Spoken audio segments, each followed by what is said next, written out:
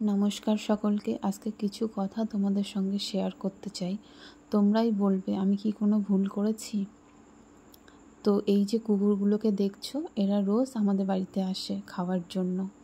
আমরা দুবেলা এদেরকে খেতে দিই বলে এই না যে এদের জন্য স্পেশাল কিছু রান্না হয় কিংবা রোজ মাছ মাংস খাওয়াই, এমন কিছু না।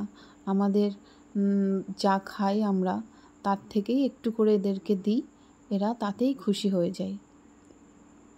ঠিক খাওয়ার সময় হলে এরা চলে আসে, ডাকাও লাগে না। টাইম কিভাবে বোঝে এরা। তো এই যে এ হচ্ছে চিংকি, এ রোজ সকালে আমাদের বাড়িতে আসে, এসে গেটের কাছে এসে ডাকবে। ডাক দিলে ওকে 2-4টে বিস্কুট দিলেই ও বেশ খুশি মনে খেয়ে আবার চলে যায়। ও কিন্তু কারোর কোনো ক্ষতি করে না। কিন্তু দুটো কুকুর আছে একটু দুষ্টু, তো ওই দুটোই পাড়ায় দুটো একটা মুরগি ধরে, জুতো টেনে নিয়ে আসে, এই সমস্ত একটু বদমাইশি করে। সে যার ক্ষতি করছে, আমরা বলছি না যে ক্ষতি করুক, যারই ক্ষতি হচ্ছে সে হয়তো একটু মারলো, তাই বলে এমনভাবে মেরো না এদেরকে যে এদেরকে রক্তপাত হয় কিংবা এরা কষ্ট পায়। এইগুলো তো ঠিক না, বলো।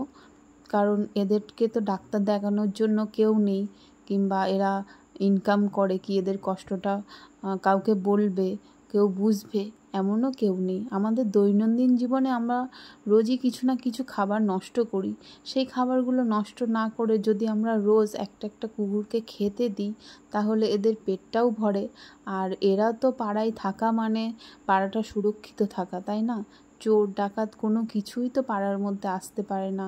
সারা রাত ধরো এরা জেগে জেগে পাহারা দেয়। তো এদেরকে একটু যদি আমরা খাবার দিয়েই থাকি, তাতে কি এমন করেছি?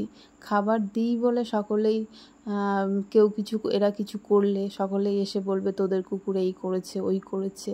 এইগুলো কেন, কী জন্য করো তোমরা? এরা আমাদের বাড়িতে থাকে, আমরা খেতে দিই বলেই যে সবসময় আমাদেরকে কথা শোনাবে, তাই এইগুলো কি ঠিক? তোমরাও তো একটু একটু করে এদেরকে খেতে দিতে পারো। এদের জন্য আলাদা কিছু রান্না করতে হবে না। তোমাদের খাবার যেটুকু বেঁচে যায় সেটুকুই না হয় এদেরকে একটু দিলে। তো এরা তো সবাই ক্ষতি করে তা না।